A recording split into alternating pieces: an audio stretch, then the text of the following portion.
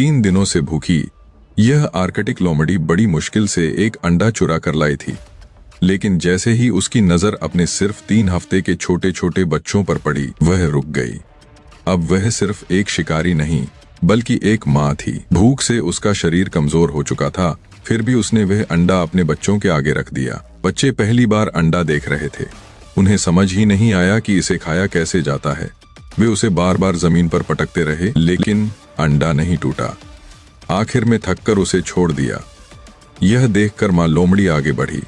उसने अपने पंजों से अंडे को दबाया और तेज दांतों से उसे तोड़ दिया। जैसे ही अंडे की खुशबू उसके मुंह तक पहुंची, वह खुद को रोक नहीं पाई। कई दिनों की भूख ने उसे मजबूर कर दिया था, लेकिन पास खड़े बच्चे रोने लगे।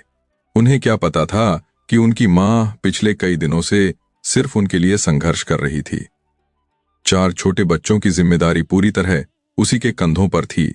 वे अभी शिकार करना नहीं जानते थे, जबकि माँ को सर्दियां आने से पहले इतना खाना इकट्ठा करना था कि पूरा परिवार जिंदा रह सके। तभी दूर दूर से हजारों पक्षी इस इलाके में घोंसले बनाने पहुंचे। हर पक्षी सुरक्षित जगह चाहता था। जो लड़ाई हार जाते, उन्हें किनारे वाले खतरनाक इलाकों में घोंसला बनाना पड़ता, और माँ लोमड़ी की नजर इन्हीं कमजोर घोंसलों पर थी। उसने बड़ी चालाकी से एक योजना बनाई। वह जानबूझकर एक घोंसले के पास से गुजरी ताकि सारे पक्षी उसका पीछा करें।